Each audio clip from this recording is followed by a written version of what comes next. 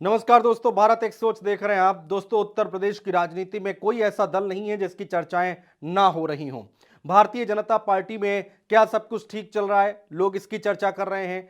क्या संगठन में यानी कि बीजेपी में कोई बदलाव होने जा रहा है? लोग इसकी चर्चा कर रहे हैं।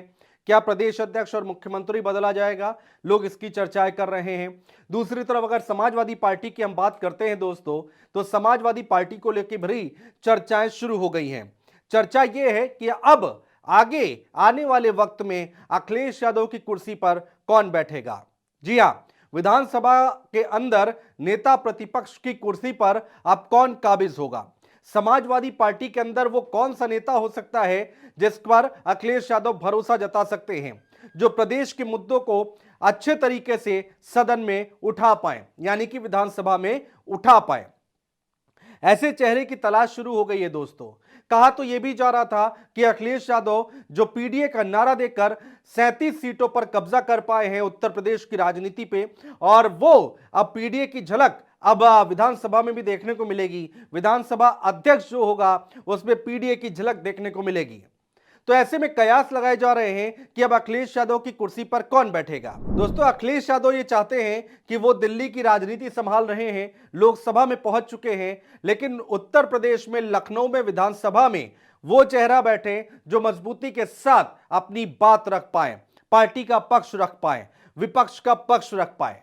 तो ऐसे में नाम सामने आने शुरू हो गए हैं। तो चलिए दोस्तों, जो नाम चर्चाओं में चल रहे हैं उस पर जल्दी से नजर डाल लेते हैं। आखिर वो कौन से नाम हैं जो कि कहा जा रहा है कि अखिलेश यादव की गद्दी पर अब ये नाम जो हैं वो काबिज हो सकते हैं। इनमें से कोई एक काबिज हो सकता है। सबसे पहला नाम शिवपाल सिंह यादव का आता है, जो कि सबसे पहले नंबर पर चल रहा है। दोस्तों, पहले नंबर पर नाम चल रहा है शिवपाल सिंह यादव का। शिवपाल सिंह यादव को लेकर बहुत चर्चाएं चल रही हैं कि अखिलेश यादव अब चूंकि दिल्ली की गद्दी संभाल रहे हैं, तो उत्तर प्रदेश में नेता विपक्ष में अब शिवपाल सिंह यादव के तौर पर देखा जा सकता है।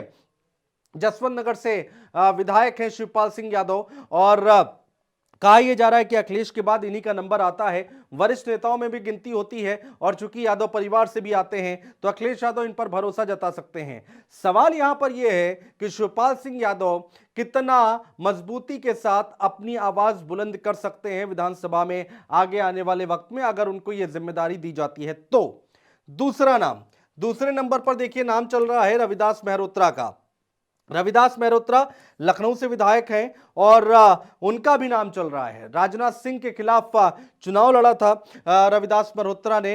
लखनऊ में लोकसभा का चुनाव लड़ा था और राजनाथ सिंह जीत गए थे। हालांकि कहा यह जा रहा है कि कड़ी टक्कर दी रविदास मेहरोत्रा ने लखनऊ के अंदर भी राजनाथ सिंह को। फिलहाल ये दो नाम हमारे सामने हैं। पहले नंबर पर चल रहा है शिवपाल सिंह यादव का नाम, दूसरे नंबर पर रविदास मेहरोत्रा का नाम चल रहा है। तीसरा नाम कौन सा है दोस्तों, वो भी हम आपको बताने जा रहे हैं।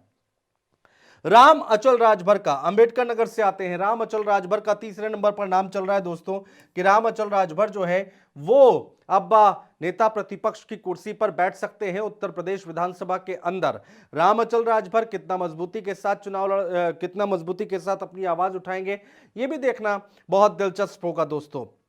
इसके साथ ही साथ कहा यह जा रहा है कि पीडीए का जो फॉर्मूला है वो अखिलेश यादव एक बड़ा मैसेज देने की कोशिश कर रहे हैं, और यह भी कहा जा रहा है कि पीडीए के फॉर्मूले से जब जीत मिली है लोकसभा चुनाव में, तो अब बड़ा मैसेज आगे के लिए भी देना है। उपचुनाव भी है और उसके बाद 27 का विधानसभा चुनाव भी है, तो एक बड़ा मैसेज देना है। तो सदन के अंदर और सदन के बाहर दोनों जगह, तो सदन के अंदर भी पीडीए का फॉर्मूला सेट होता दिखाई दे सकता है। चौथा नाम कौन सा आता है, राम मूर्ति वर्मा का नाम चौथे नंबर पर आते हैं। ये भी अंबेडकर नगर से आते हैं, राम मूर्ति वर्मा।